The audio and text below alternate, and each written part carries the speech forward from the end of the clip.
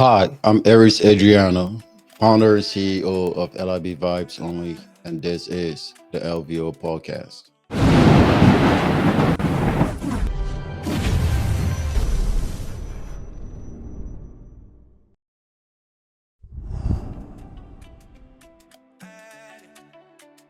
Hey, thanks for joining me on our fifth episode today. In the last few episodes, we've talked about identity, authenticity, confidence, and intention. But today I want to talk about something that doesn't always get discussed, in an honest way. What it actually costs and what it really feels like to build a brand in public. So I'm not talking about the highlights. I'm not talking about the wins, but the pressure, the responsibility, and the growth that comes behind the scene with building in public. So this episode is being called "Building in Public."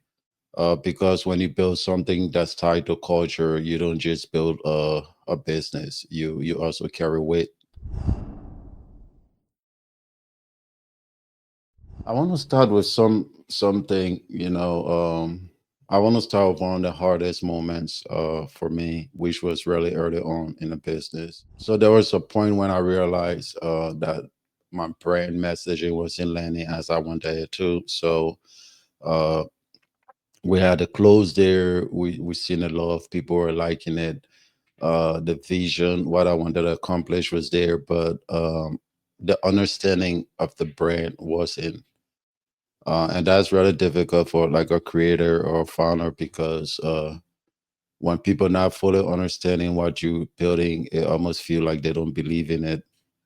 So instead of forcing it and keep pounding it down, I had to pause and ask myself a very hard question: how could I communicate my messaging better without diluting it? That's when the LVO, the idea of the LVO podcast came about. So not it came about not as a content, not as marketing, but as a way to give the brand a full voice to explain the thinking, the intention, and the direction without rushing it. So this podcast isn't like pivoting away from what we started with the brand, but rather is us returning to clarity. So one thing I've learned in this journey uh, is that um, when you have a vision, you're responsible for executing it. Period. No one else will see it the way you do. No one else will carry it the same way you do. That doesn't mean that people are not supportive. They're not supporting you, but it does mean that they won't always take it as seriously or carefully as you will. I've made decisions that didn't go the way I expected them, from design choices to production timing to partnerships and collaborations. And I'll talk about those in detail in future episodes. But there's been one lesson through all of it. And the lesson, at least for me, has been ownership means accountability. So if something doesn't work, it's not about blaming, it's about learning and adjusting without losing the vision. Another pressure that comes with building in public, especially in community, is expectations. Many people don't fully understand the clothing or the manufacturing business, how it works. So I will get like requests sometimes that like almost like simply put it's impossible to execute, and it's not because the ideas or the requests are bad ideas, but they're not easy to execute because of the timing, the cost associated, logistics, and other production realities. So as a creator and a founder who's building something, you have to learn how to balance being accessible with being realistic.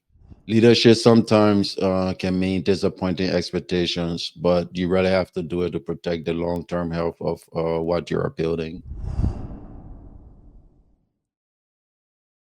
At this point, I want to talk about something that doesn't really get discussed enough, and that's the cost of doing this. So from LVO perspective, for the most part, I've been financing this brand, all by myself, and that comes with a lot of pressure.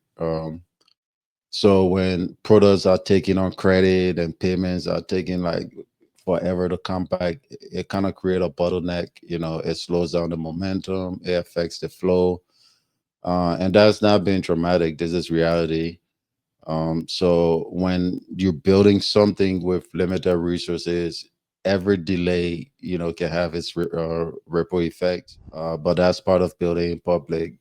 People will see the product, but they don't always see the cost, the patience, the discipline, that it takes to keep moving things. So there's another layer to this that I really take seriously. You may have noticed this by now, that every LVO piece carries the Liberian flag. For me, that's not decoration, that's really responsibility. For me, it means that every decision, every message, every collaboration, every move that I make has to represent more than just the brand, it has to represent the culture. So I don't take that lightly. When you put flag on your product, you're saying this stands for something, and that means that the margin for careless decisions is very small. That pressure is real, but I also take that as an honor. So this is for all of you creators, founders out there, that building something of your own. Take this from me, and this is my experience so far in the journey. People won't always understand your pace. They won't always see your full picture. They won't always respect the weight of what you're carrying, because building something with meaning, it really goes smoothly. It takes patience, it takes discipline, and often it can be really lonely. But if you stay aligned with your purpose, clarity will eventually catch up. So why do I keep going? For all the obvious reasons, I keep going for the culture, for the community, for legacy, because I feel this sense of responsibility, and for believing the country and the culture. I keep going also because I have this understanding: if I don't carry my vision with care, no one else will. LVO isn't built for quick applause, it's built to be timeless. And building in public means you have to trust the process, even when the pressure seems heavy. Building in public is not easy, but it's honest. And honesty is the foundation of everything I'm building here.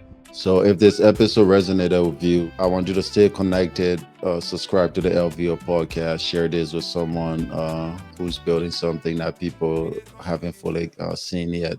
And tell me in the comments what's something you carrying that others don't always understand. And as always, LRB vibes only, no spotter story. I'll see you in the next episode.